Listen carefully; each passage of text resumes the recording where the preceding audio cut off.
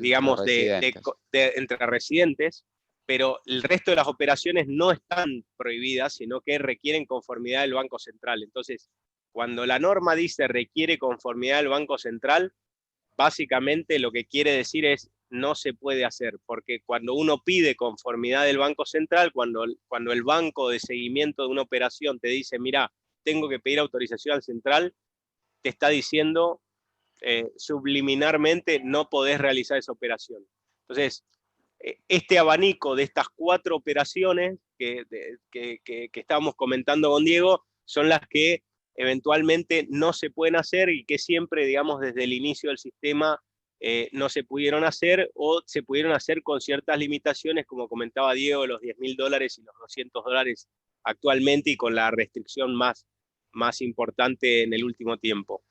Después, las que están abajo en la base de esta lámina son operaciones que actualmente no se pueden hacer porque rige una limitación temporal, que es la cancelación de capital de préstamos entre vinculadas, que hoy en día existe una limitación que es hasta el 31 de octubre y que se va a ampliar seguramente porque estamos viendo también que las deudas con las no vinculadas se tienen que renegociar, entonces entendemos que esto también se va a ampliar y se va a ampliar a largo plazo, digamos, la limitación para cancelar capital de préstamos entre vinculadas y el curso de operaciones cuando se tengan activos líquidos en el exterior por más de $100.000, también es una limitación que establece la norma, digamos, temporalmente, que seguramente va a seguir. Y el pago de importación de bienes cuando no se cubren los requisitos del punto 2, que es el tema de la balanza, que más tarde lo vamos a explicar con Diego. Correcto. Y acá en esto de requiere la previa conformidad del Banco Central, si se quiere, es importante discriminar 2 tipos de transacciones donde aquellas que de un primer momento pareciera que existiría una restricción, de hecho, como decía Gonzalo, de que no hay expectativa y que por lo menos en el mediano plazo puedan llegar a obtener la aprobación del Banco Central para poder cursarse, y lo que sí es el pago de importaciones de bienes cuando no se cumple esa relación pagos, nacionalizaciones durante el año 2020. Claro. ¿Por qué? Porque ahí el Banco Central sí estableció un procedimiento específico a través de la comunicación B 12.020, donde dice, bueno, en estos casos deberán presentarme tal documentación a través de la entidad financiera que eventualmente va a cursar el pedido, y eventualmente la transacción de pago. Estableció de que no tiene ningún tipo de cargo y comisión por parte de la entidad financiera procesar este tipo de requerimientos, y estos el Banco Central sí lo está aceptando. Por el resto de los conceptos, como sería pago de capital por endeudamientos financieros con el exterior por vinculadas, dividendos, utilidades que se quieran girar al exterior, pago de servicios o regalías a vinculadas del exterior, que también es uno de los casos que por ahí más nos consultan. En esos casos la verdad es que la expectativa es que en el mediano plazo no haya una solución o una vía de acceso al mercado local de cambios, porque ahí sí no hay un procedimiento reglado, no hay disposición específica que establezca cómo se tiene que hacer ese pedido, cuáles son los plazos o los criterios que tiene que considerar el Banco Central para resolver, con lo cual ahí sí está más a discreción de la entidad de Contralor del Banco Central, y la práctica, lo que estamos viendo en la experiencia, habiendo transcurrido ya más de un año desde que se restablecieron los controles de cambio, es que el Banco Central no solo no se expide, sino que también hay una suerte de bajada de línea a las entidades financieras diciendo no me presentes estos pedidos porque ni los voy a considerar. Con lo cual eso es importante tenerlo en cuenta a la hora de planificar eventuales alternativas para poder cancelar este tipo de deudas de ser necesario. Acá vamos a repasar brevemente lo que son las operaciones de ingreso y egreso de divisas, los plazos para ingreso y liquidación y los requisitos generales a considerar para poder realizar pagos al exterior. Perfecto. Bueno, tenemos básicamente los 2 tipos de operaciones que van a ser objeto de ingreso y liquidación por excelencia, que son las exportaciones de bienes y las exportaciones de servicios. En el caso de exportaciones de bienes, lo que va a pasar es que quien realice la exportación va a tener un plazo para el ingreso de divisas que va a estar vinculado con la fecha del cumplido de embarque de la operación. Es decir, desde el momento en que sale la mercadería del país, va a haber un plazo en función del tipo de mercadería de que se trate y de la vinculación o no vinculación que tenga el sujeto, el exportador con el importador del exterior. Entonces, va a haber un banco, o sea, cuando se va a cursar esa operación, se va a designar un banco de seguimiento, que es quien va a estar atento a que se cumpla con ese plazo de ingreso de las divisas dentro de ese periodo que esté establecido. Ese periodo, digamos, dentro de ese periodo, el cliente del banco exportador tiene que hacer el ingreso y liquidación de la divisa, pero si en algún momento de ese periodo cobrara, percibiera los fondos relativos a esa operación de exportación, la tiene que ingresar en el plazo de 5 días hábiles, o sea, prácticamente inmediatamente tiene que hacer el ingreso de los fondos y liquidación y conversión a pesos. Es decir, que el plazo de espera que tiene para el ingreso de la divisa se interrumpe cuando él percibe los fondos. Y ahí tiene que hacer el ingreso inmediato.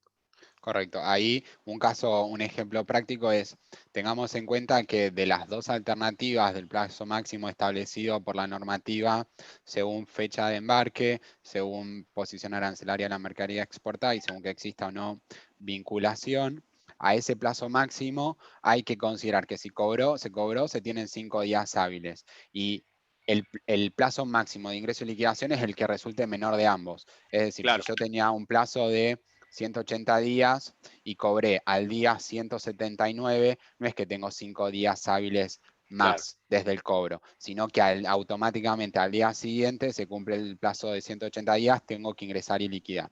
Si, por ejemplo, tengo un plazo de 180 días, cobré al día 90, al día 95 tendría que haber ingresado y liquidado las divisas. Y acá es importante tener en cuenta que respecto del plazo contado desde la fecha de cumplido de embarque, son días corridos y desde la fecha de cobro son días hábiles. Eso es importante y como les decía a Gonzalo, siempre que ustedes hagan un permiso de embarque, una operación de exportación, van a designar un banco de seguimiento.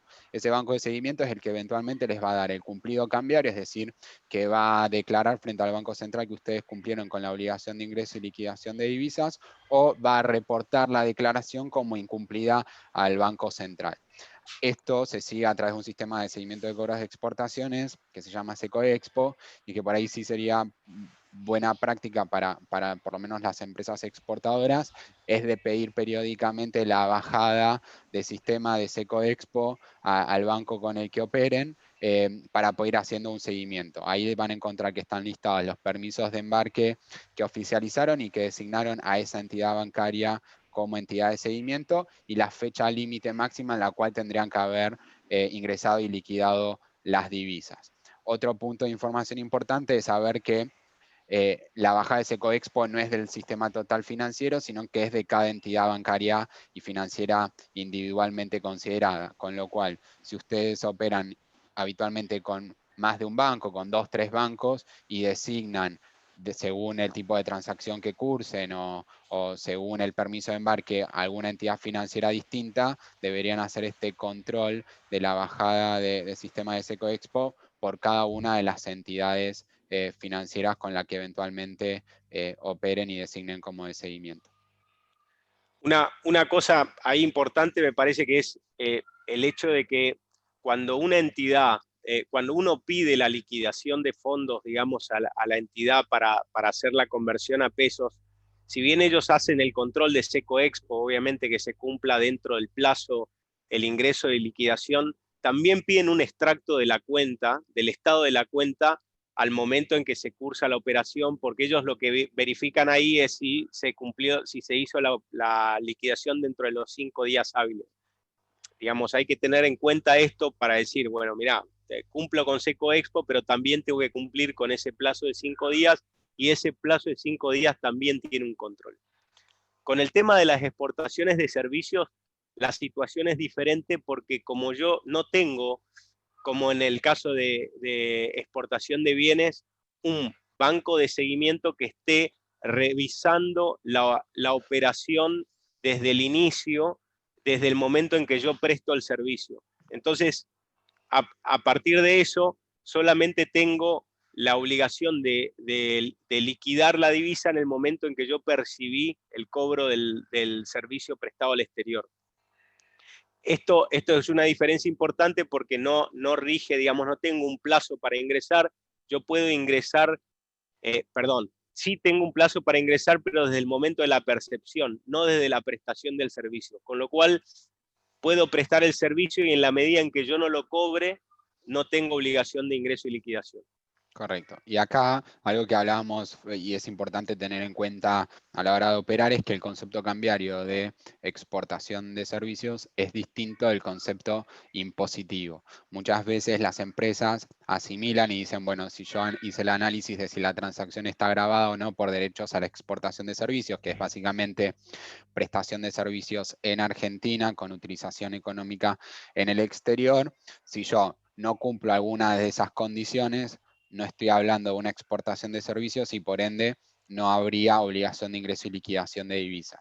Y acá es importante saber que el concepto cambiario de exportación de servicios que dispara esta obligación de ingreso y liquidación y eventualmente el incumplimiento susceptible de sanción por parte del Banco Central es específico, es distinto y básicamente considera que va a haber exportación de servicios en la medida en que esa prestación de servicios sea realizada a un sujeto del exterior, a un sujeto no residente en Argentina, independientemente del lugar donde se presta el servicio. Si hay prestación local, utilización en Argentina, no hay exportación de servicios a los fines impositivos, es decir, no pago derechos de exportación, sino que pago IVA. Igualmente, a los fines cambiarios, en la medida en que yo esa transacción la esté realizando con un sujeto del exterior y le esté facturando un sujeto del exterior, una vez que cobre esa factura, tengo 5 días hábiles para ingresar y liquidar las divisas en el mercado local de cambios.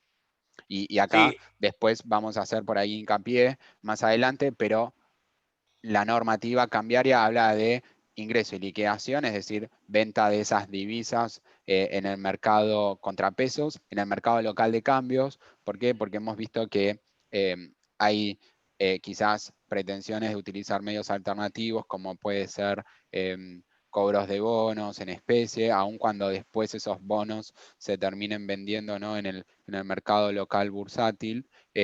No se estaría cumpliendo expresamente con la normativa cambiaria porque esa liquidación eventualmente del título valor no se realiza en el mercado de cambios, sino en el mercado de valores. Con lo cual, eso es una transacción eventualmente observable por parte del Banco Central. una regla simple, digamos, para entender la definición de servicios para la norma cambiaria es, no importa si es factura E o factura B la que yo emito. Es decir, puede ser factura E o factura B. Si el destinatario de esa factura es un sujeto del exterior, yo voy a tener que presentar esa operación como una exportación de servicio y eventualmente liquidar las divisas que cobre por esa operación. Y como bien explicó Diego, no, o sea, si yo realizo este tipo de operaciones con un sujeto del exterior, yo tengo que ingresar una divisa por esa operación, no puedo eventualmente cobrar en pesos por el sistema de bonos o con bonos o en especie. La norma, digamos, de alguna manera el decreto 609 me obliga a recibir dólares o divisas, en realidad cualquier moneda extranjera, por esa operación y liquidar e ingresar. Correcto. Y ahí, si se quiere también, mientras pasamos a la siguiente diapositiva, un punto para que también, porque muchas veces se hace un paralelismo en lo que fue el control de capital Claro. del último gobierno de Cristina y el actual, y ahí empezamos a ver que hay distintas sutilezas.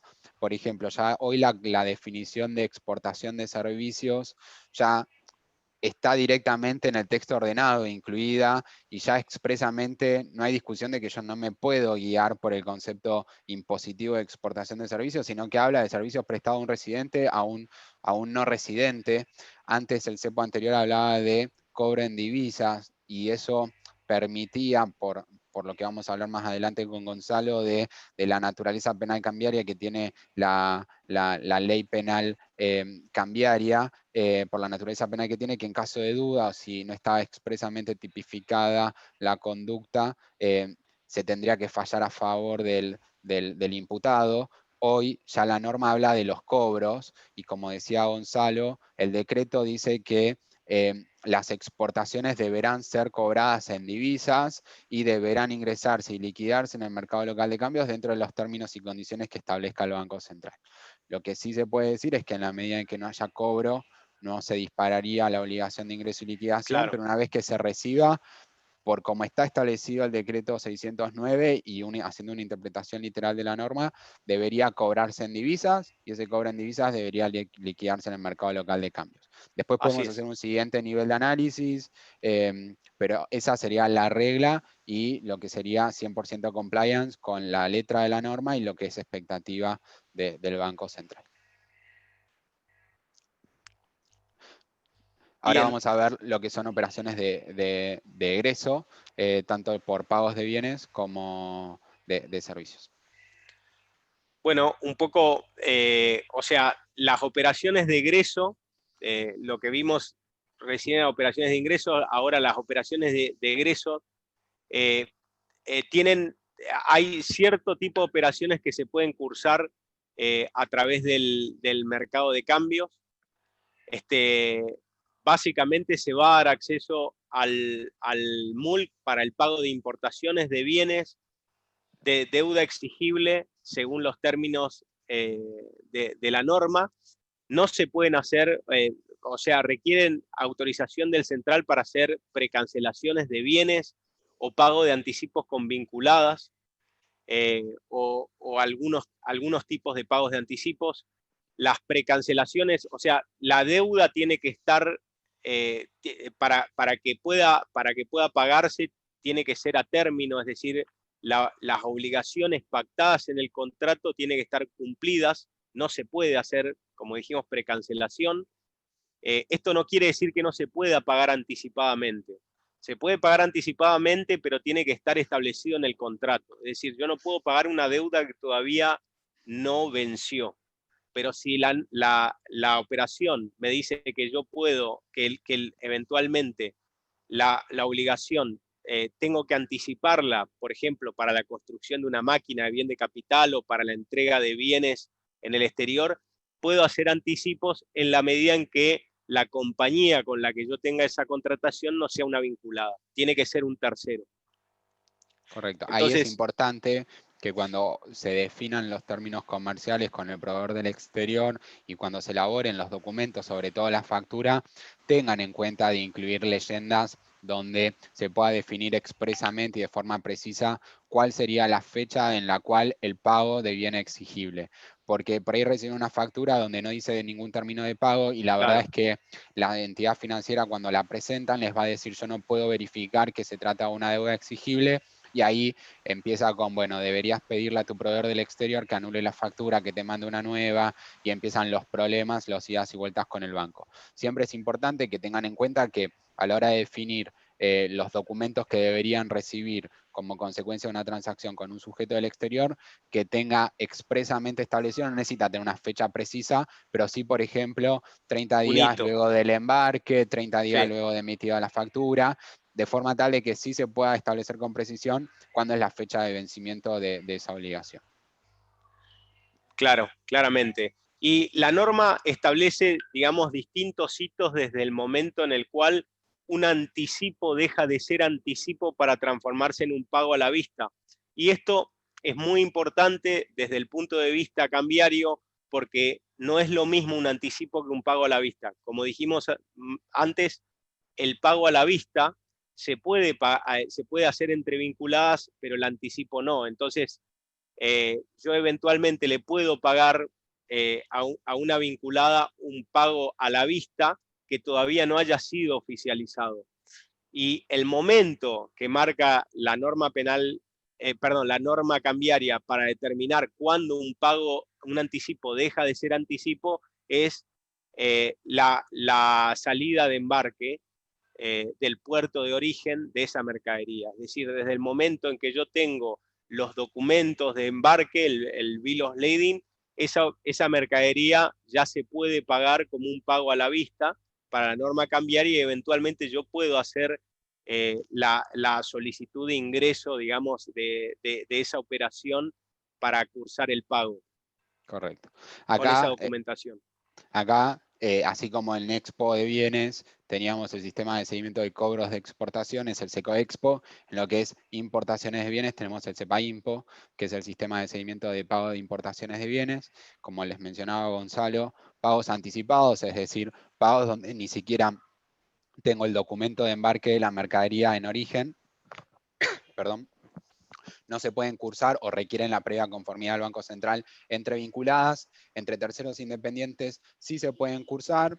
Se necesita, entre otros documentos, una certificación contable, pero lo importante es que si yo cursé este tipo de pagos anticipados a terceros independientes, tengo un plazo máximo dentro del cual yo tengo que nacionalizar los bienes. Ese plazo se cuenta desde la fecha de acceso al mercado local de cambios para hacer ese pago anticipado. Tratándose de bienes de capital, yo voy a tener 270 días corridos de la fecha de acceso al mercado local de cambios para nacionalizar esos bienes de capital, y para el resto de los bienes tengo 90 días corridos.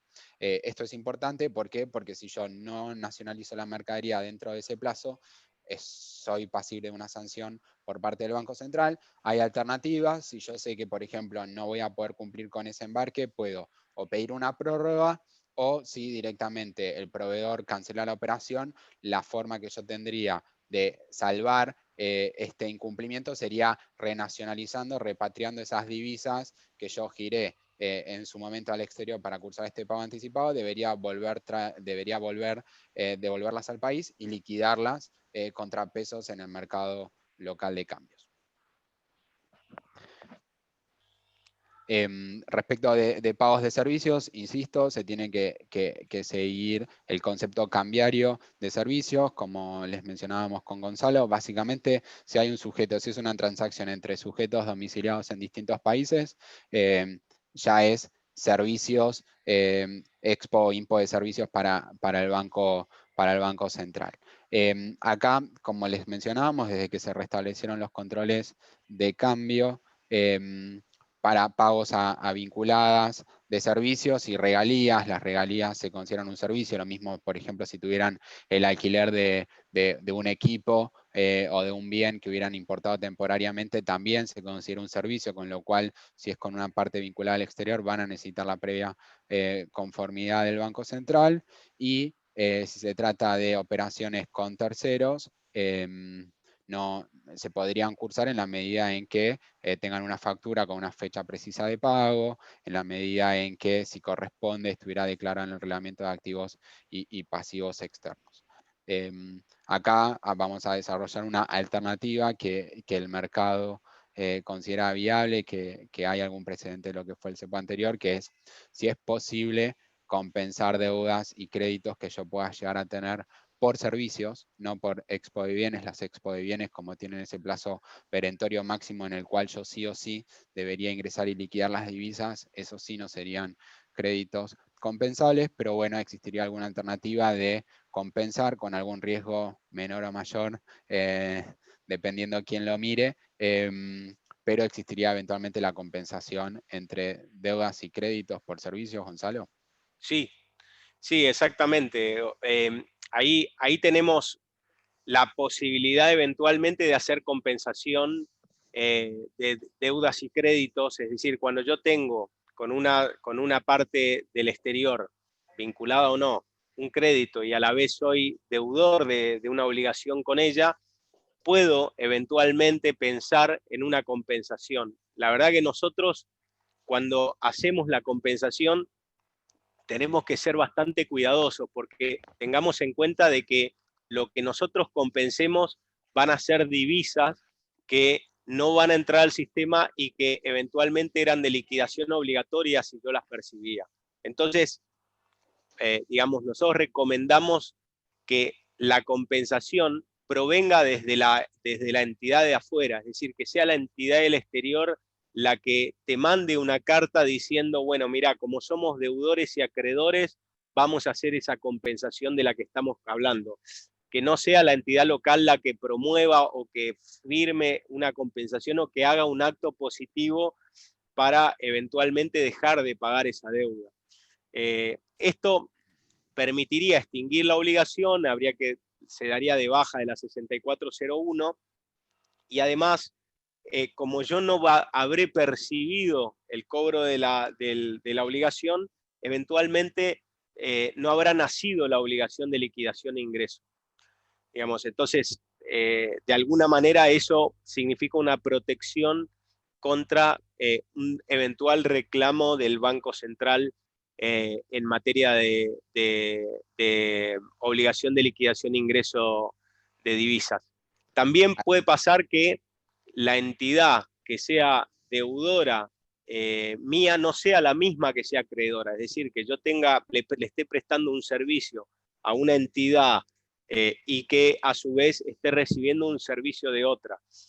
En ese caso, obviamente las compensaciones no se pueden hacer, pero se puede eventualmente la entidad del exterior, que es acreedora del crédito, puede cederle el crédito a la otra y tener esa alineación que te permitiría poder hacer la compensación. Como adelanté, siempre, digamos, tomando el cuidado de que sean las entidades del exterior las que hagan los movimientos y las comunicaciones para evitar eventualmente que algún cuestionamiento del central. Y Sí, este ahí... tipo de... Sí, No, no, dale, seguí, Gonzalo. No, no, por favor. te decía, para cerrar, digamos, y le doy la palabra a Diego, es importante pensar que esto se puede hacer con deudas que yo tenga del exterior y con créditos por servicios. Y esto es muy importante, porque si son créditos que provienen de mercadería, yo voy a tener una entidad de seguimiento, como explicamos antes, que va a estar siguiendo esa operación. Entonces, si yo no curso, si yo lo que hago es compensar esa operación, lo que va a pasar es que el banco de seguimiento me va a denunciar por no haber ingresado las divisas dentro del plazo y me voy a tener que defender en el marco de un sumario. Lo cual, digamos, no es una situación agradable. Nosotros vemos que en las cámaras penales económicas hay jurisprudencia en las dos salas, en la sala A y sala B, que consideran válidas las compensaciones, pero bueno, o sea, no recomendamos o no consideramos que sea bueno tomar ese riesgo. Sí, sería una cuestión que cada compañía debería analizar según la necesidad puntual que tengan de por ahí hacer el clearing de estos saldos intercompany. Sí es importante tener en cuenta, y acá sí, como decía Gonzalo, hacer quizás hincapié en lo que sería la posibilidad o el riesgo de que el Banco Central eventualmente inicie un sumario penal cambiario cuestionando este tipo de transacciones. En el pasado estos sumarios penales cambiarios se iniciaron. Después los jueces afortunadamente fallaron a favor de los administrados. No obstante, tengan en cuenta de que habría un riesgo eventualmente alto de si avanzan en este sentido de por lo menos tener que sufrir y afrontar este sumario, que en el caso de la ley penal cambiaria no solo se va a perseguir a la compañía como sujeto de derecho, sino también a los representantes legales y directores, que estamos hablando de un sumario penal. Y también al que firma el boleto de cambio, con lo cual digamos, el Banco Central trata de arrastrar a mucha gente dentro de ese sumario, lo cual muchas veces es un incorde.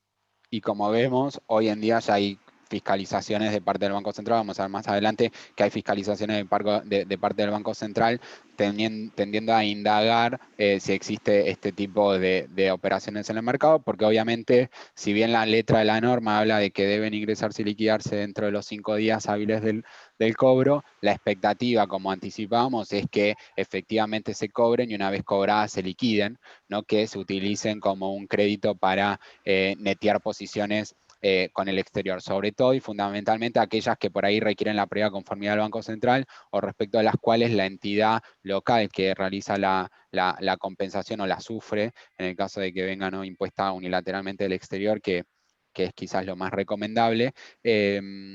En esos casos donde no tenía lugar acceso al mercado local de cambios, quizás el Banco Central se sienta con mayores argumentos como para eventualmente cuestionarlo. Es una cuestión a analizar en concreto según la situación puntual de cada uno. Es una alternativa, pero como decíamos, tiene sus riesgos y la verdad es importante conocerlos a la hora de tomar una decisión fundada.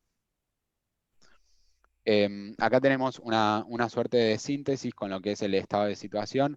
Vamos a ir repasándolo rápido porque la verdad es que ya lo fuimos hablando. Sí vamos a hablar de préstamos financieros que por ahí no le dimos o no le prestamos tanta atención porque entendemos que quizás no es el caso de la mayoría del auditorio, pero sí es importante saber que todo lo que son desembolsos que se hubieran generado a partir del 1 de septiembre del 2019, a fines de poder acceder al mercado local de cambios para poder pagar capital e intereses como consecuencia de ese préstamo financiero, deben haber sido ingresados y liquidados, convertidos a pesos esos fondos en el mercado local de cambios para después poder pedir a una entidad financiera que me venda dólares para poder realizar pagos al exterior. Siempre la regla, como decíamos, es que tienen que estar vencidos y ser exigibles. Por eso es importante tener un cronograma, una calendarización con fechas de pago bien definidas o precisas de cuándo vence cada cuota de capital, cuándo se vengan los intereses, cuándo tienen que pagarse. Después, como les decíamos, hay una restricción hoy en día temporal hasta fin de mes de pagar capital a vinculadas del exterior. Se dispuso la necesidad de refinanciar deudas con terceros independientes hasta el 31 de marzo del 2021, cuando la deuda de capital superaba el $1.000.000 por mes calendario desde septiembre a marzo del 2021, con lo cual la expectativa del mercado es que por lo menos la restricción de pago de capital a vinculadas se asimile a la de terceros independientes y que por lo menos se prorrogue hasta el 31 de marzo de 2021, que siempre pensemos estas medidas de control de cambios tienen como fin proteger las reservas internacionales. Entonces muchas veces, si quieren, la limitación temporal que puedan llegar a tener estas medidas, muchas veces calzan o empalman con lo que puede ser en un primer momento cuando se estableció esta restricción, fue bueno, estamos con la negociación de las deudas con los bonistas, entonces entendemos que post negociación, post acuerdo, va a disminuir el nivel de estrés o de presión financiera sobre el país y creemos que eventualmente se van a poder relajar un poco los controles de cambio. La verdad es que no pasó y ahora se define 31 de marzo de 2021 como una eventual fecha de corte para este ultracepo, como muchos llaman, que sería la época en la cual empiezan a ingresar los agrodólares, cuando hay liquidación de cosecha y eventualmente habría una mayor oferta de dólares, pero bueno, esto se habrán dado cuenta que es día a día, es sumamente dinámico, con lo cual hoy, al día de hoy, a una semana de que cierre el mes de octubre, todavía no está la prórroga, pero entendemos que probablemente en estos días se dicte. Es importante saber que para intereses no hay ningún tipo de restricción para el pago, ya sean con vinculados o con terceros independientes, ni siquiera hay restricción de monto, con lo cual eso sería una buena forma de ir limpiando pasivos si tienen intereses por préstamos financieros con el exterior. Y bueno, lo que les anticipábamos, que en caso de que tuvieran algún préstamo con algún tercero independiente del exterior, se dispuso una obligación de refinanciar esa deuda financiera. Sí, hay un comentario, digamos, que en realidad es una aclaración respecto de préstamos financieros. Yo voy a tener que ingresar y liquidar, digamos, el préstamo si quiero acceder al mercado de cambios para hacer el repago de ese préstamo. Es decir, si yo no tengo interés de pagar el préstamo eventualmente con acceso al mercado de cambios, puedo eventualmente dejar esos fondos en el exterior y usarlos libremente para hacer alguna operación. Pero si yo quisiera después pagar ese préstamo por el mercado oficial de cambios, voy a tener que hacer, digamos, la liquidación e ingreso para poder eventualmente después hacer el repago. Hoy en día, digamos, esto tiene que ser materia de un análisis, porque eventualmente yo voy a poder pagar ese préstamo si quiero hacerlo, por ejemplo, por la operación de contado con liquidación, o si quiero pagar en el país en pesos y eventualmente sea la compañía del exterior la que se lleve los fondos por contado con liquidación. Hay otras modalidades para hacer el pago de préstamos que no necesariamente sean accediendo al mercado de cambios. Y la tasa que eventualmente voy a tener, que es muchísimo más alta, digamos, para poder hacer el pago de ese préstamo, también la voy a recibir cuando reciba los fondos, porque si yo, en lugar de ingresar esos fondos por el mercado oficial, los ingreso a través del mercado de bonos, voy a recibir 150 pesos por dólar, con lo cual eventualmente me va a servir, digamos, voy a tener mucho más fondos para hacer inversiones, para hacer los gastos que yo necesite hacer con ese préstamo, pero a su vez voy a tener que desembolsar muchos más pesos para pagar ese préstamo. Pero, digamos, hay una equivalencia en esos términos, ¿no? O sea, voy a recibir más, pero voy a tener que pagar más, y viceversa, si lo ingreso, voy a tener acceso al mercado de cambios para pagarlo con estas restricciones de las que comentaba Diego. Correcto. Después, bueno, servicios y regalías, lo que veníamos diciendo, siempre se va a poder pagar al vencimiento en la medida que sean partes independientes.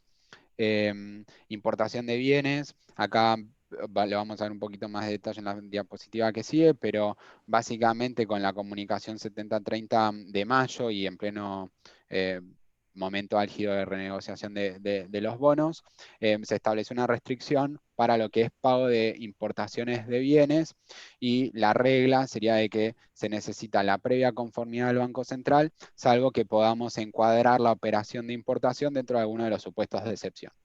¿Cuál fue el primer supuesto de excepción que estableció la normativa? Era que tengas una relación positiva entre lo que fueron pagos por importaciones de bienes durante el año calendario 2020 y lo que fueron las oficializaciones de tus despachos de importación con registro en CEPAIMPO, este sistema de seguimiento de pagos de importaciones. Si yo tenía una balanza positiva, es decir, pagué menos de lo que importé, voy a poder pagar por hasta el monto máximo de la diferencia, y si tengo una balanza negativa, necesito o ir a pedir la previa conformidad al Banco Central, conforme esa comunicación B12020 que les mencionábamos hoy más temprano, o ver si podemos encuadrarnos en alguno de los supuestos de excepción.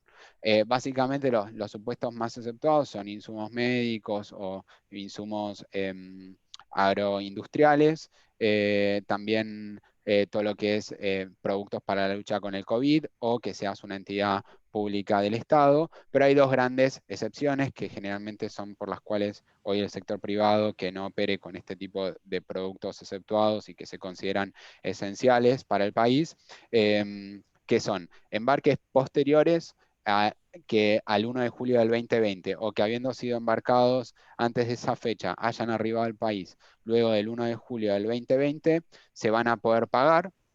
Lo que no se va a poder hacer es computarlo doblemente. Si se paga por vía de la excepción de embarques posteriores al 1 de julio o arribos posteriores al 1 de julio del 2020, ya no puedo computar esos embarques y esos pagos en lo que es esta relación pagos CEPA-IMPO.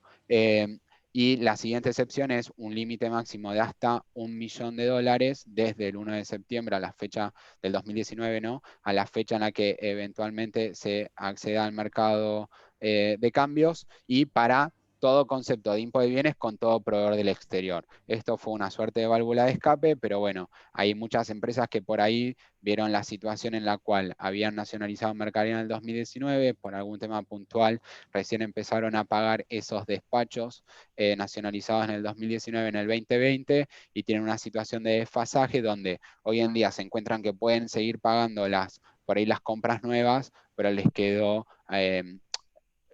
el pago a proveedores por operaciones antiguas o arribadas antes del 1 de julio, ahí como pendientes, y ahí lamentablemente tenemos dos alternativas, o tres. Hacernos de divisas de libre disponibilidad, que quizás una vía sea las operaciones de contado de liquidación, como hablaba Gonzalo, estas operaciones de bonos, afrontando un sobrecosto, porque obviamente hoy duplican el valor del tipo de cambio oficial, o eventualmente esperar, renegociar la deuda Esto, como decíamos, tiene una aplicación temporal hasta el 31 de octubre. La expectativa es que probablemente se prorrogue, pero lo cierto es que por lo que fue práctica en el pasado del Banco Central y por lo que fue los lineamientos que fue esbozando en los últimos meses, pareciera que si se va a relajar las restricciones de pagos al exterior, lo que son importaciones de bienes como hay un registro aduanero verídico de que la mercadería ingresó, de que es un insumo para la industria productiva del país o para consumo en el país, muchas veces si mejora la situación económica y financiera del país, lo que se suele relajar son los pagos sobre importaciones de bienes y quizás sí dividendos o servicios a vinculadas del exterior, siga siendo el pasivo rezagado para poder cancelarlo vía mercado local de cambios. Otra cuestión importante es saber de que en la última modificación se estableció como un requisito adicional es tener la CIMI, esa declaración anticipada que hay que hacer en el sistema de monitoreo de importaciones, tiene que estar en estado de salida o aprobada para poder realizar este pago al exterior, y que si pasaron más de 90 días desde la fecha en que devino exigible esa operación, necesitan una certificación contable. Acá, sobre todo para esas operaciones que quizás por el tema de la balanza positiva no se pudo pagar al vencimiento y fueron transcurriendo los días y los meses y todavía no se pudo pagar, tengan en cuenta que eventualmente si mejora esa relación o eventualmente se elimina, quizás necesiten de esa certificación contable cuando puedan acceder al mercado local de cambios para efectivamente cursar el pago al exterior. Esto es básicamente la explicación de lo que estábamos viendo antes, esta relación que tiene que haber entre los despachos que yo realicé con registro en CEPAINPO. Esto es importante porque los regímenes, los pagos de operaciones que se hayan cursado por courier, por ejemplo, no tienen registro en CEPAINPO, con lo cual no se computan a los fines de determinar cuál es el valor total de mercadería nacionalizada en el 2020, y los pagos de mercadería nacionalizada por courier sí se computan a los fines de determinar los pagos por importaciones de bienes realizados por 2020, con lo cual ahí, si operan con courier, tengan en cuenta de que pueden tener un mismatch de lo que son ambos saldos de pagos Claro. y de nacionalizaciones. Si tienen un saldo positivo, es decir, si es mayor, van a poder seguir cursando pagos hasta el monto positivo de diferencia positiva que tengan de esta resta, y si no, tienen que ver si se pueden encuadrar en alguno de estos supuestos que estábamos hablando antes o solicitar la previa conformidad al Banco Central. Básicamente, dentro de esto tenemos, digamos, tenemos que hacer una división en materia de comercio exterior en tres grupos. Por un lado, las operaciones que ya cursaron y se oficializaron por el mercado, digamos, y entró la mercadería al país, pero que todavía no se pagó. Entonces, todas esas operaciones vencidas, hoy en día, entran en la balanza y, digamos, no, en la medida en que no tenga ese balance entre ingresos del 2020 y importaciones del 2020, perdón, pagos del 2020, no voy a poder hacer el acceso, no voy a tener acceso al mercado de cambios para poder pagarla. Con el límite de $1 millón de dólares, que es como una excepción a esa regla general. Después voy a tener el tema de los anticipos, es decir, proveedores que me dicen desde el exterior, para que yo te mande la mercadería, vos me tenés que anticipar cierto tipo de fondos.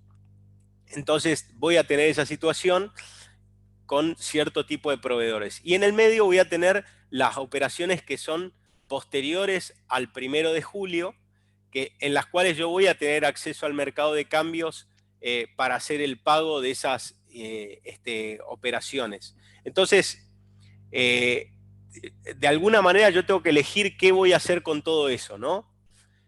Por un lado, yo sé que si yo uso ese $1 millón que yo tengo de cupo para pagar anticipos, en algún momento ese $1 millón lo voy a recuperar. ¿Por qué? Porque esa mercadería se va a oficializar va a entrar al país, y cuando entre al país va a dejar de computar como un anticipo, y entonces yo recupero ese $1 millón y voy a poder volver a utilizarlo. Entonces, y por el otro lado tengo las operaciones anteriores que yo no voy a recuperar ese $1.000.000 de crédito que tengo, y si lo uso para pagar operaciones que ya ingresaron al país y que, digamos, es por deuda vencida, yo ese $1.000.000 lo pierdo definitivamente, por lo menos mientras subsistan estas restricciones. Por lo tanto, lo que nosotros vemos es que lo que están haciendo las empresas en el mercado es tratar de refinanciar las operaciones vencidas, es decir, mira, voy a tratar de usar lo menos posible ese millón que yo tengo de cupo para operaciones anteriores, porque si lo uso lo gasto, y refinanciar, establecer nuevos plazos de vencimiento de esas obligaciones a futuro, tratando de que sean lo más lejos posible de ahora, acortar los plazos de pago de las importaciones actuales, dejar de anticipar y tratar de que todo se pague a la vista, eventualmente con la presentación de un BL, y hoy en día con CIME en condición de salida. Y para el futuro, con el tema de los anticipos, reservar ese $1.000.000 para tratar de pagar los anticipos que sea estrictamente necesario realizar para poder ingresar la mercadería al país. Básicamente, ese es un esquema que podría dar una solución a esta situación que teóricamente es coyuntural y que en algún momento va a terminar. Correcto. Ahora sí seguimos. Bueno, un poco queríamos comentarles esta operación porque es muy interesante para quienes estén haciendo importaciones y exportaciones a la vez, que básicamente quien sea productor en el país probablemente esté haciendo importación de materias primas, de productos relacionados con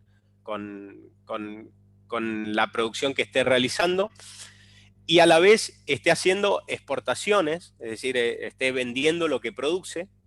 Y en ese caso, lo que le va a pasar a esa persona es que va a recibir pagos por el tipo vendedor de las divisas que adquiere, y va a tener que pagar con el tipo comprador. Y va a tener que, digamos, sufrir esa diferencia de cambio, ese spread entre compra y venta, para realizar este tipo de operaciones.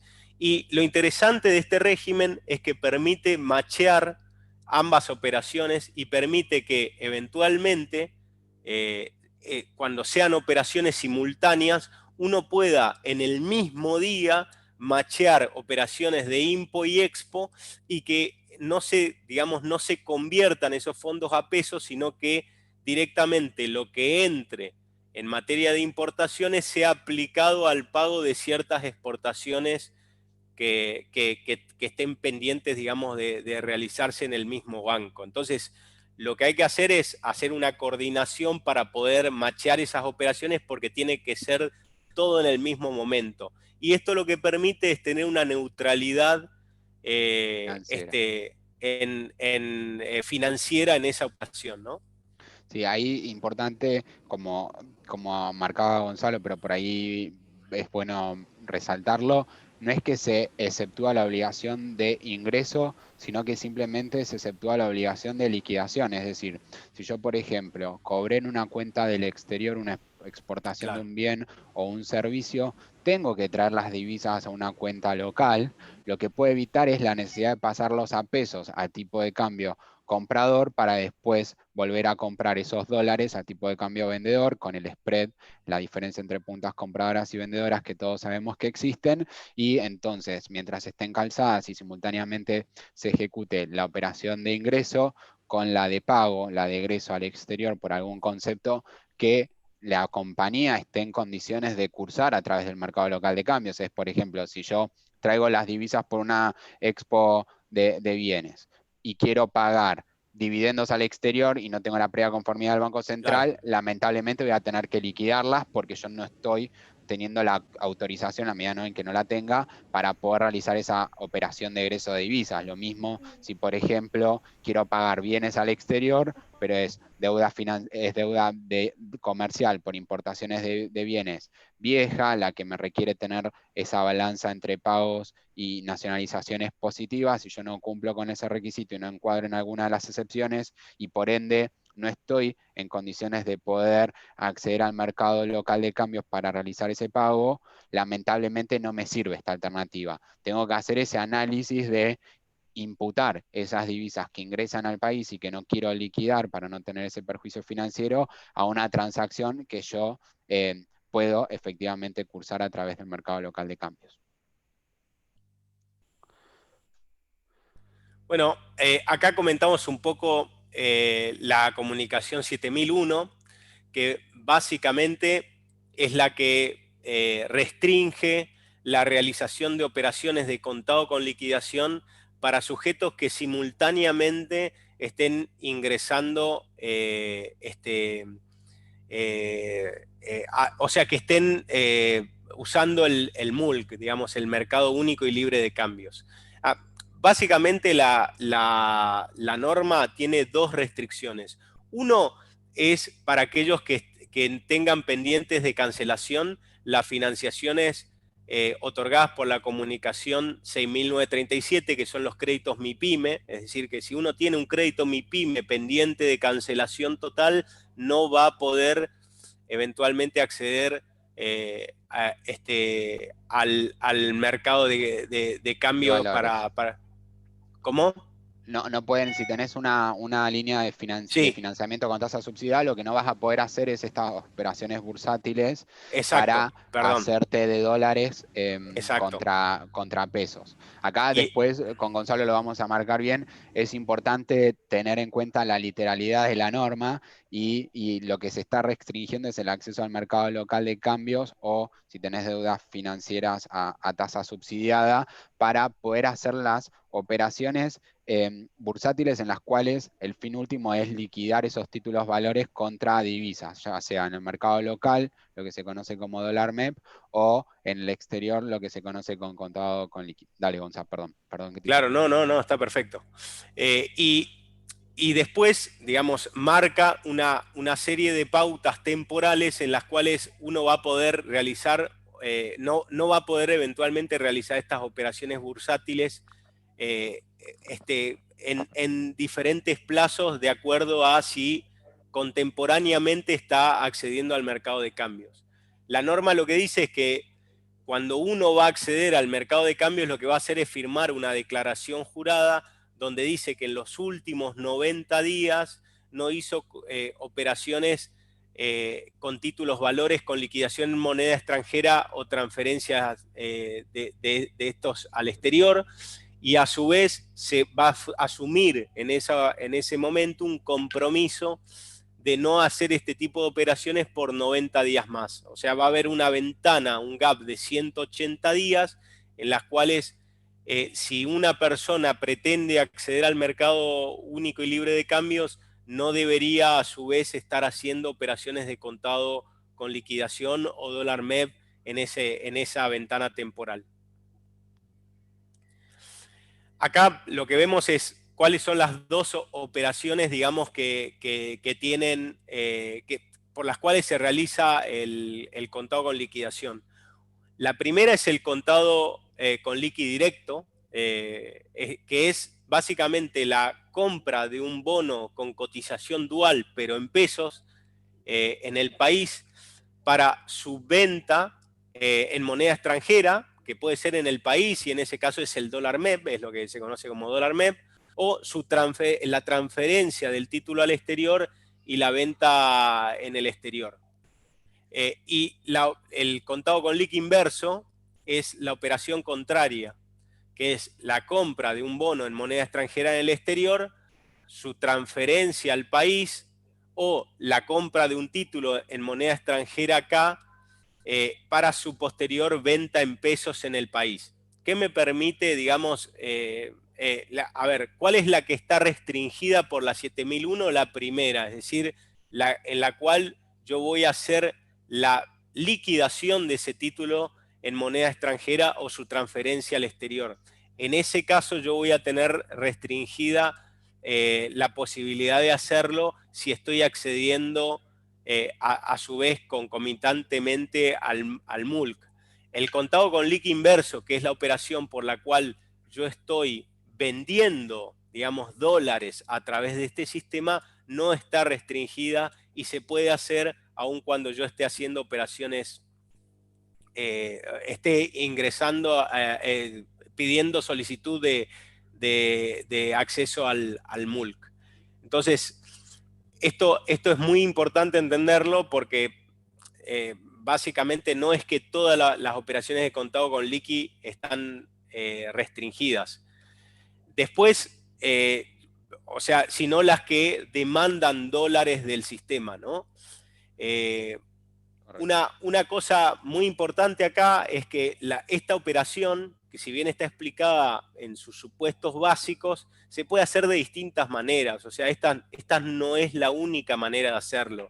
Hay diferentes variantes de esto y una posibilidad podría ser, por ejemplo, que la sociedad que realice esta operación no sea la que esté accediendo al mercado único y libre de cambios, para justamente no sufrir la restricción de la 7001. La 7001 lo que hace es obligar a la empresa que está accediendo al mercado de cambios a firmar una declaración jurada. Pero yo, por ejemplo, si tuviera una deuda con el exterior, podría, por ejemplo, pagar esa deuda en el país con pesos a mi proveedor del exterior y eventualmente sea él quien, a través de una cuenta comitente en un broker local, haga esa operación de salida de los fondos y se lleve los fondos del país. Esto no estaría, digamos, no restringiría el acceso al mercado único y libre de cambios para la compañía que eventualmente pagó la deuda, ¿no? Sino para quien fuera proveedor y estuviera realizando la operación de salida. Pero si se trata de una entidad del exterior, eventualmente no le interese acceder al MULC para pagar operaciones, sino llevarse los fondos relacionados con ese pago de servicios, bienes, regalías, utilidades, dividendos, etc. Correcto. Esto que vemos acá son, porque si bien la operación es admisible y es perfectamente legal, tenemos la jurisprudencia del Banco francés y hoy en día el Banco Central ya ni siquiera discute la legalidad de la operación, sí la regula y sí establece ciertos requisitos. Hasta hace unos días, para ciertas operaciones, el parking era de hasta 15 días hábiles. Con las recientes medidas del gobierno, ese parking se registró, se restringió en ciertas operaciones a 3 días hábiles y en otras no hay plazo. Básicamente lo que ven acá es, digamos, las operaciones de compra y venta, cómo se cruzan y si requieren o no un parking y de cuál es el plazo de ese parking. Y bueno, acá ya vamos cerrando, vamos a, como les decíamos, y es algo que queremos hacer hincapié también, que se lleven de este webcast, de este evento, es el hecho de que el Banco Central fiscaliza y verifica que se cumplan con este tipo de normativas. Al día de hoy, en lo que fue los últimos 3 meses, el Banco Central empezó a cursar requerimientos formales e informales. Los formales han sido vía directamente un requerimiento por escrito, con una fecha de vencimiento dentro del cual el administrado debería contestar ese requerimiento de información. Básicamente lo que vimos y que le llegó es a los principales players, ¿no? A los principales exportadores, sobre todo de servicios, que son estos que, como les decíamos con Gonzalo, quizás no hay un SECOEXP, un sistema de seguimiento de cobro de exportaciones, como en el caso de los bienes. Entonces ahí el Banco Central le resulta quizás un poquito más difícil fiscalizarlo. Ha enviado a empresas de renombre y que son conocidas en el mercado de que son exportadores de servicios, les ha realizado un requerimiento donde les solicitaba que indiquen cuáles han sido las facturas emitidas por exportaciones de servicios, siempre teniendo en cuenta el concepto cambiario, ¿no? De exportación de servicios en lo que fue del 1 de enero al 31 de mayo o al 30 de junio del 2020, dependiendo de cuándo la hayan recibido. y qué es lo que han cobrado de esas facturas. Ahí también es interesante ese wording porque en cierta forma legitima ese razonamiento que anticipábamos hoy con Gonzalo, donde si yo no tengo un cobro, en principio no habría una obligación de ingreso y liquidación. Y después, requerimientos informales vía email, donde el Banco Central, sobre todo la gerencia de estadísticas, que es la encargada de verificar el cumplimiento del relevamiento de activos y pasivos externos, este régimen de información establecido por la Comunicación 6401, donde si bien no se pedía demasiada información o soporte, sí buscaban ratificar o validar que los saldos informados, sobre todo en las cuentas, otras por pagar u otras por cobrar, que por ahí terminan siendo una bolsa residual donde entra todo lo que no sea específicamente deuda o activo financiero o comercial por impo-expo de bienes o servicios, algún pedido de aclaración adicional. Después tenemos a algún otro cliente que ha realizado una compensación que opera habitualmente entre vinculadas, era del rubro servicios, con lo cual sabemos que el Banco Central es consciente de que cancelar pasivos, deudas por servicios al exterior a través del mercado local de cambios es muy difícil, con lo cual le preguntó, por ahí con un poco más de énfasis, a qué se debió esa disminución del pasivo con el sujeto del exterior vinculado. Y bueno, estamos trabajando en lo que es la respuesta a ese requerimiento. Acá les vamos a mostrar lo que es el requerimiento formal que han recibido a algunos de nuestros clientes. Y como pueden ver, hablan de cobros percibidos por exportaciones de servicios, y el concepto es prestados a no residentes, ¿sí? Con lo cual ese es el concepto cambiario que les decíamos hoy. En la medida en que facturen y se lo presten a un sujeto del exterior, no importa dónde se preste, es exportación de servicios y están alcanzados por esta obligación de ingreso y liquidación. Gonza, si querés, repasemos un poquito la ley. Gonzalo, acá... Diego, perdón que interrumpa, Gonzalo, pero sí. un poquito por la hora que nos estamos extendiendo y veo que Sí. van Estamos terminando. surgiendo preguntas. Tal vez podamos enlazar las preguntas que están llegando con esta última Perfecto. De parte de sanciones que me imagino que están por presentar. Y que claramente tiene interés porque este mundo cambiario se ha vuelto cada vez más complejo y más hostil, y muchas veces uno nota que el empresario pyme o eventualmente los directores de las compañías, sin querer o por desconocimiento, tal vez inconsciencia, cometen algunos pecados, ¿no es cierto?, que me parece que va a ser bueno cerrar con las eventuales sanciones o consecuencias que puedan llegar a tener. Pero déjenme hacer algunas preguntas que están llegando, que veo que se repiten en algunos puntos, y tienen que ver, por ejemplo, con algo que marcaste, pero si lo podés remarcar, porque hay mucha consulta con el tema de exportación de servicios profesionales o honorarios, en el sentido si pueden quedar en el exterior o no. Entiendo que dijiste que es obligación de liquidarlos a los 5 días de haberlos percibido, ¿cierto? Sí. En el momento en el que hay una percepción en el país o en el exterior de exportación de lo que la norma cambiaria considera exportación de servicios, tiene que haber una liquidación e ingreso de esa divisa En el mercado local. al país por el mercado de cambios. Clarísimo. Y ahí hay dos cuestiones a tener en cuenta. Primero, que la definición de exportación de la norma cambiaria es diferente a la definición de exportación de la norma impositiva o del Código Aduanero, y por lo tanto no es lo mismo lo que considera el Código Aduanero o la FIP, digamos, como exportación respecto de lo que establece la norma cambiaria, que básicamente es que la contraparte en esa operación sea un residente extranjero. Es lo único que requiere la norma para considerar que eso es exportación. Correcto. Y a su vez el concepto de servicios, que es más amplio en la norma cambiaria, incluso diferente de lo que es la norma impositiva. Es decir, por ejemplo, para el IVA, un préstamo otorgado a una entidad del exterior es una exportación de servicios financieros. Para la norma cambiaria eso no es servicio, pero a su vez hay otras cosas que sí son servicios. Por ejemplo, el pago de una prima de un seguro o reaseguro, eso es un servicio para la norma cambiaria y no para la norma impositiva, con lo cual hay matices, hay diferencias y hay que tenerlas en cuenta al momento de saber qué tipo de operaciones hay que liquidar e ingresar.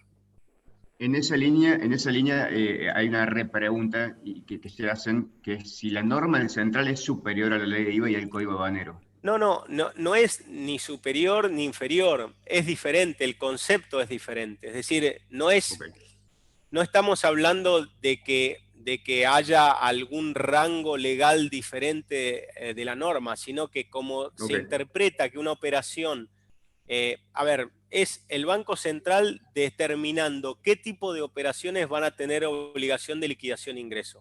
Y dentro de ese marco, él arma un conjunto de operaciones que dice, estas son las operaciones que van a ingresar. Y dentro de ese conjunto hace una delimitación de cuáles son los términos de ese tipo de operaciones. Básicamente no es que la norma tenga un rango diferente que la otra, simplemente que decidió meter en ese conjunto otro tipo de operaciones diferentes a las que establece la ley de IVA o el código aduanero, ¿no? Sí, ¿Hay alguna otra pregunta, Diego?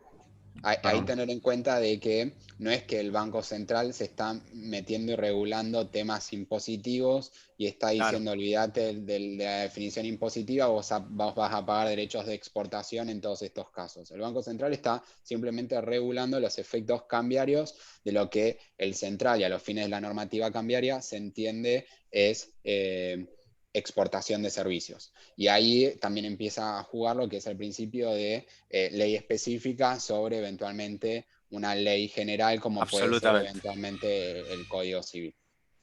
Ok. ¿Alguna otra pregunta viene por el lado de los aportes de capital? Si eventualmente pueden ser realizados mediante el aporte de bonos de una casa matriz o una subsidiaria local para que éste lo liquide, y cuál sería la manera correcta de hacerlo si así pudiese ser realizado. Sí, mira, con el... Dale, si querés, dale Diego vos y... No, dale. Cualquier cosa. Bien, el aporte de capital no es uno de las operaciones que no está sujeta a obligación de liquidación de ingreso. Con lo cual, yo puedo, con el aporte de capital, digamos, mantenerlo libremente en el exterior, puedo ingresarlo a través del MULC o puedo eventualmente utilizar la operación de bonos. Lo que hay que tener en cuenta es que cuando yo realizo una operación de bonos con el aporte de capital, lo que va a suceder es que voy a tener una ganancia en esa operación. Y eventualmente voy a tener que pagar impuestos por esa ganancia. ¿Por qué voy a tener una ganancia? Porque eventualmente yo voy a tener un monto aportado a un tipo de cambio al momento en que realicé ese aporte, que va a ser valuado, digamos, al tipo de cambio oficial, y cuando yo ingrese esos fondos al país, voy a tener una diferencia de cambio positiva que va a ser superior al 50%. Entonces esa diferencia de cambio va a estar grabada con impuesto. ¿Qué significa esto? Que voy a tener que pagar diferencia de cambio, impuesto por esa diferencia de cambio. Una posibilidad para realizar esa operación, digamos, sin esa diferencia de cambio, sería que sea mi casa matriz la que se acerque al país eventualmente y me haga el aporte en bonos o me haga el aporte en pesos a través de la operación con bonos. Entonces, de esa manera, yo no voy a tener esa diferencia de cambio, sino que voy a recibir 150 pesos si, por ejemplo, el aporte fuera de $1. Entonces, no voy a tener que pagar impuesto a la ganancia por esa diferencia de cambio. O sea, es una forma más... Claro. En ese caso se emiten más acciones y el resultado favorable lo tiene la entidad del exterior. Exactamente. Ok, acá hay otra pregunta que enlaza un tema que es de frecuente consulta, que tiene que ver con las transferencias por parte de personas humanas desde y hacia el exterior, de dólares claramente, que uno entiende que están permitidas para las personas humanas, pero ¿cómo es hacia cuentas bancarias y no hacia cuentas de inversión? Si pueden explayarse sobre este tema. ¿Y cuál es la vinculación entre este tipo de transferencias o canjes de dólar, billete por dólar transferencia, y las operaciones en el mercado de capitales? Dado que, si mal no interpreto, esto es acceso al mercado único libre de cambios. ¿Es así esto o no? Porque hay una confusión con los formularios A07 o A08 cada vez que una persona realiza una operación en el banco, digamos, entendiendo que el A08 no es una operación de cambio. ¿Es así o no es así? Si pueden explayarse en ese punto.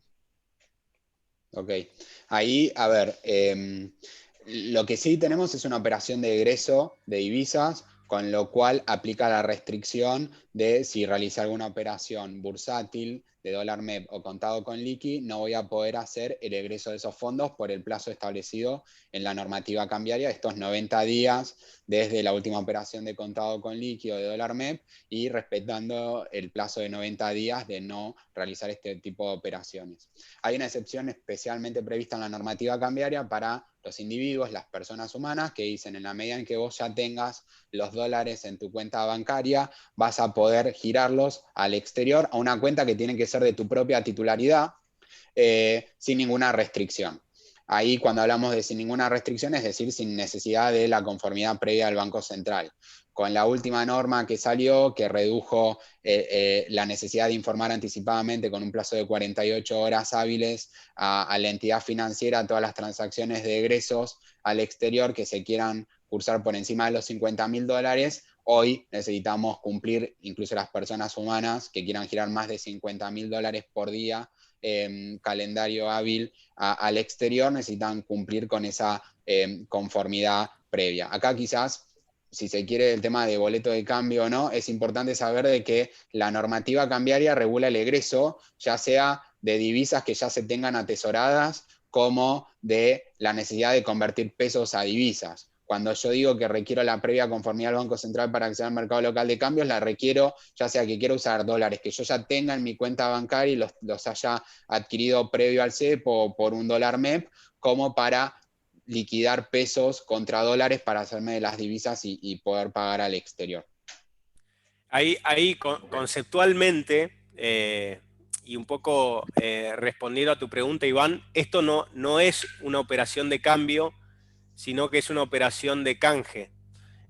O sea, la operación de cambio es cuando yo tengo moneda nacional y la quiero cambiar por una divisa, una moneda extranjera. Entonces, ahí hago una operación de cambio. Acá lo que vamos a tener es el mismo tipo de moneda, diferentes tipos de instrumentos, es decir, vamos a tener, por ejemplo, dólares en una cuenta bancaria que se van a transformar en dólares transferencia para salir al exterior. Esa operación no es una operación de cambio, pero sí tiene para la norma cambiaria, lo que te dice es que cuando vos tenés una operación de canje, va a ser admisible en la medida que pasando, o sea, haciendo un silogismo lógico, pasando esos fondos a pesos, se pueda realizar la transferencia al exterior. Cuando yo lo que voy a hacer es una transferencia a una cuenta del extranjero de una persona humana, y como, digamos, yo no voy a tener esa posibilidad, pero sí voy a tener la excepción justamente en la norma para ese tipo de operación de canje. En otro tipo de operaciones de canje voy a tener que cumplir con ese silogismo, digamos. Voy a tener que pensar en que si yo puedo hacer esa operación pasando por pesos, la puedo hacer. Si no, no. Entonces, por ejemplo, una pregunta frecuente. Si yo tengo que pagar exportaciones, ¿puedo usar los dólares que tengo en mi cuenta bancaria local para pagar esas exportaciones? Lo puedo hacer en la medida en que yo tenga acceso al mercado de cambios para pagar esa exportación teniendo pesos. Si tengo pesos y lo puedo hacer, tengo dólares, lo puedo hacer también. Si tengo pesos y no lo puedo hacer, con dólares tampoco lo puedo hacer. Esa es la regla general. Y en esa línea hay una restricción para las empresas importadoras de que no de que pueden acceder al MULC en tanto y en cuanto no tengan activos financieros o activos externos, mejor dicho, por más de $100.000, ¿no es cierto? En el caso de esas empresas que tienen activos financieros por más de 100.000, ¿qué alternativas tienen eventualmente para recuperar ese acceso al MULC que no sea traerlos y depositarlos en una entidad financiera?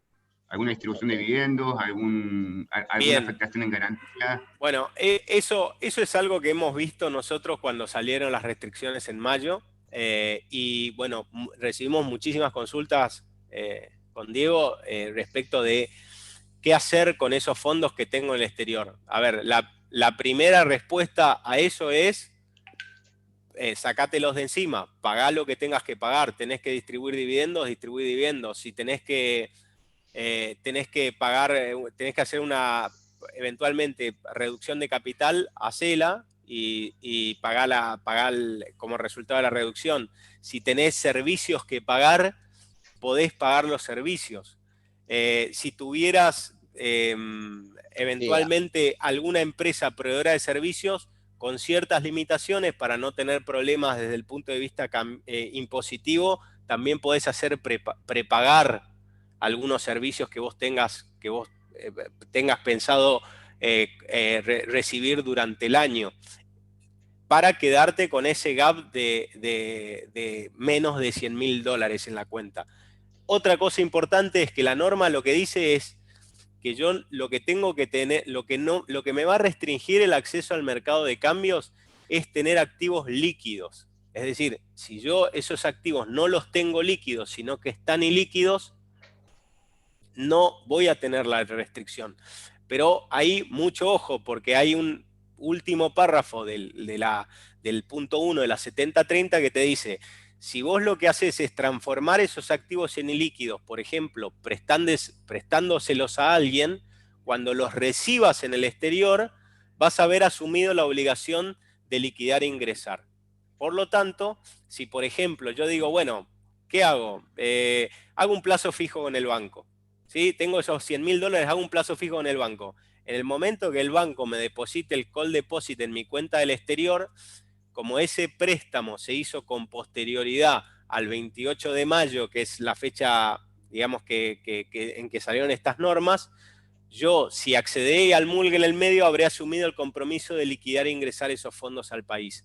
Por lo tanto, eventualmente, si yo lo que quiero es transformar en ilíquidos esos fondos para poder acceder al MULG, por ahí lo que puedo hacer es un préstamo con alguna vinculada, donde la empresa argentina le presta a la del exterior con algún plazo largo para que no tenga esta limitación, y si cuando se va a vencer el plazo voy a seguir con este tema, puedo refinanciar o eventualmente compensar con servicios que esté recibiendo de esa compañía, etcétera.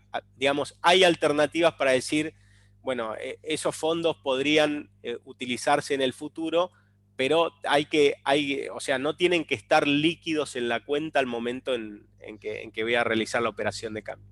Sí, ahí lo importante, como decía Gonzalo, es quizás pensar no en el corto plazo, sino realmente darle un carácter de liquidez en el mediano o largo plazo a cualquier inversión o destino que le puedan llegar a dar a esos fondos. Obviamente lo financieramente inteligente es que le asignen un destino que hoy no pueden cursar a través del mercado local de cambios, porque si no eventualmente los traes, los liquidás por un contado con liqui inverso, te haces más de pesos e igualmente podés honrar esa obligación con el exterior. Entonces, lo lógico, lo financieramente inteligente sería darle un carácter de iliquidez. Y acá el enunciado que hace el Banco Central es meramente enunciativo de los supuestos que entiende como de activos líquidos, con lo cual, no sé, bonos del Tesoro americano o acciones que cotizan en bolsa siguen siendo considerados activos externos líquidos, con lo cual hay que pensar quizás sí, no tanto en un depósito a un plazo fijo, sino quizás sí un préstamo financiero, o si se compra un activo también en el exterior, como puede ser un inmueble o una participación accionaria en alguna empresa que no cotiza en bolsa y demás, también la normativa esta que estaba mencionando Gonzalo, el último punto, el último párrafo del punto 1 de la 7030, habla de todo activo también adquirido con posterioridad al 28 de mayo del 2020, se asume la obligación de ingreso y liquidación de la venta de ese activo adquirido. Entonces, ahí pensarlo teniendo siempre en miras esa segunda restricción que habría, que quizás hoy yo lo pienso, me indispongo de esos activos externos para poder acceder al mercado local de cambios, pero una vez que acceda, hago esa declaración jurada y cuando reciba en el exterior, acá también hacemos hincapié de cuando yo cobre la venta de ese activo, la recepción del capital o los intereses de ese préstamo financiero que yo pueda otorgar o de ese plazo fijo que yo pueda constituir, cuando recibo los fondos se dispara la obligación de ingreso y liquidación también dentro de los 5 días hábiles. Entonces, ahí hay que quizás pensar un poco en una en una estrategia de inversión en el mediano o largo plazo, quizás apostando a que eventualmente si tengo que liquidarlo, se haya caído esa obligación, se haya regulado el mercado de cambios, y si no, saber de que se asume esa obligación como para tenerlo presente.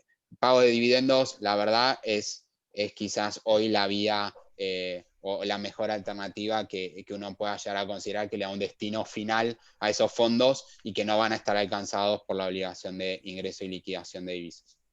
Un par de aclaraciones más para terminar de cerrar este tema. Activos externos líquidos no son activos que necesariamente estén en el exterior. Yo puedo tener un T-bill en una casa de bolsa local y eso va a ser un activo externo líquido, ¿sí? Entonces, me Dólares parece en una importante. caja de seguridad también, local. Dólares en una caja de seguridad también es un activo externo líquido. De hecho, los dólares son activos externos líquidos. Lo que pasa es que la norma establece una excepción a esa condición que dice que si yo tengo divisas, las tengo que tener depositadas en una cuenta bancaria local y eso no me va a regir en la restricción.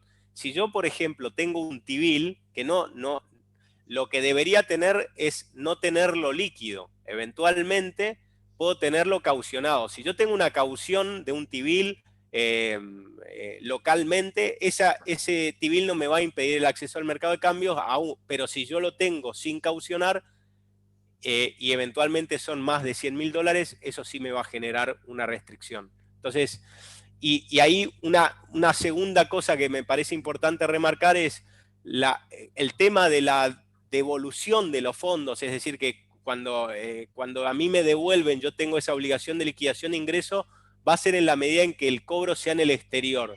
O sea que si, por ejemplo, yo tengo T-bills y los quiero vender y los vendo over the counter en el país y recibo dólares por eso, eso no me va a regir la obligación de liquidación de ingreso porque los voy a estar vendiendo en el país.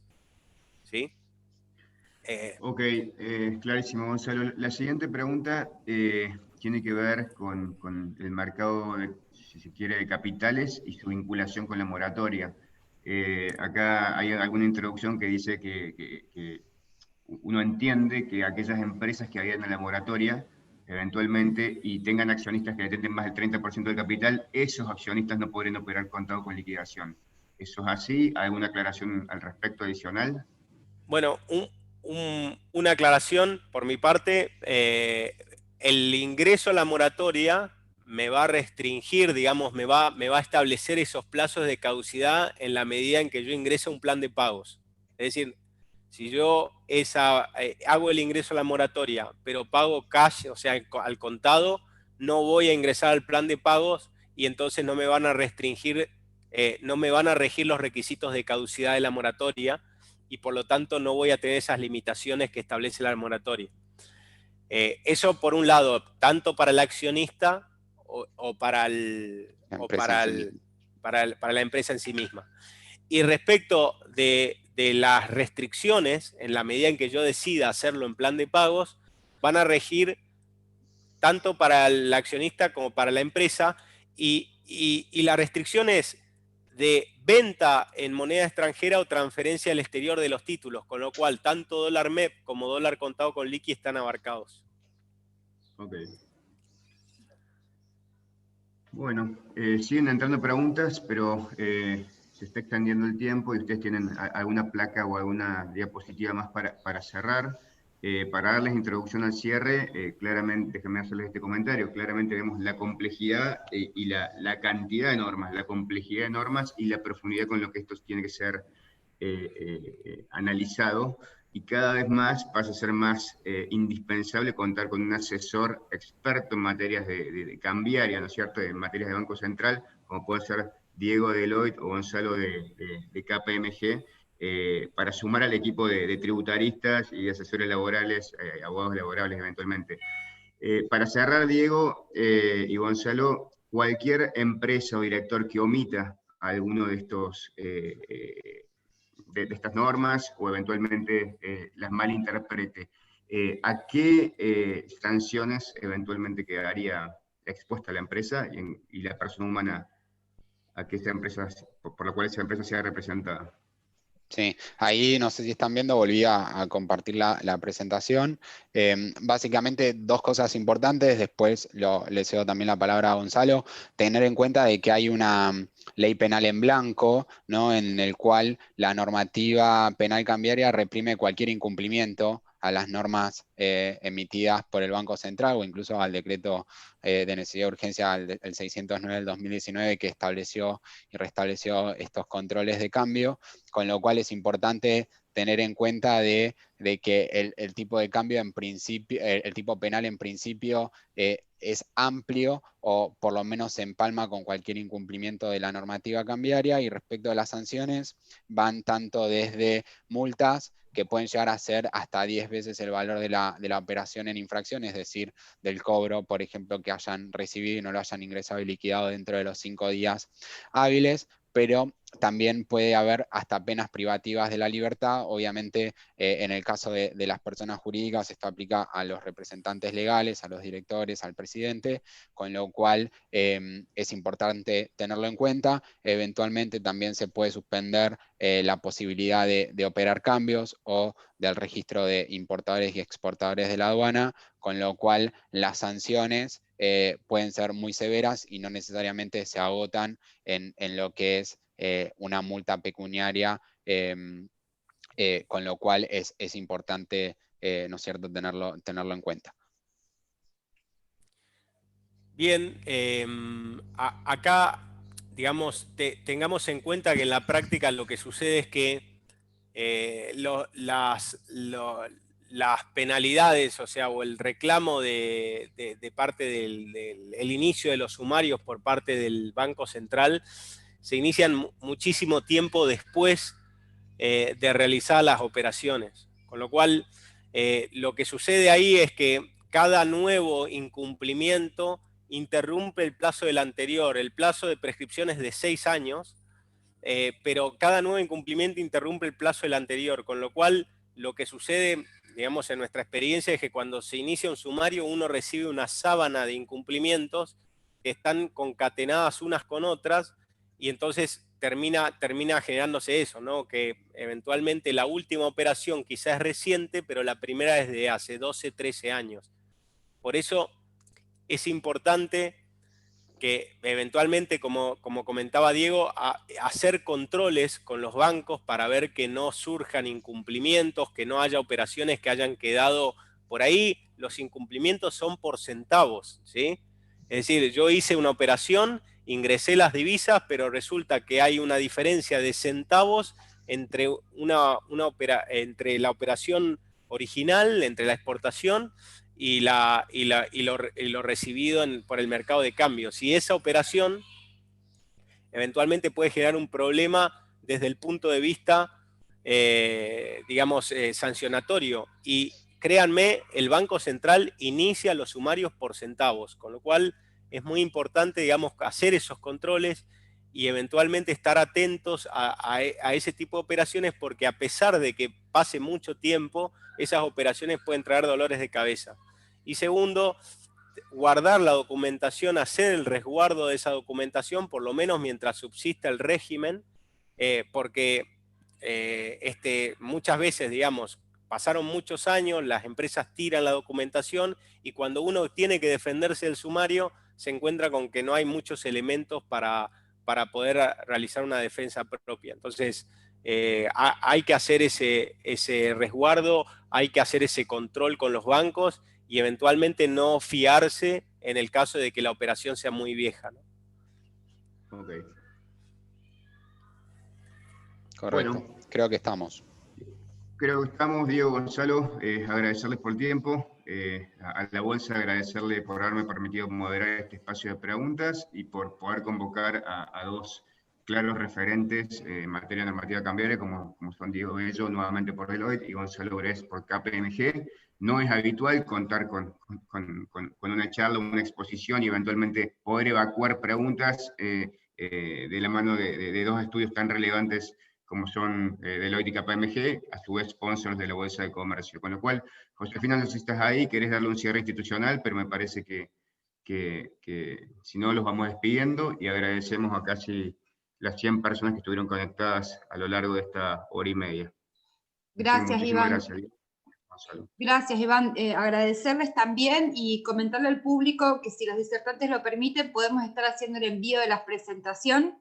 Y bueno, si hay audiencia y convocatoria, a lo mejor convocar a una segunda instancia de la misma temática que vemos que despierta mucho interés entre los socios de la bolsa. Así que nada, reforzar el agradecimiento y seguimos en contacto. Gracias. Muchas gracias.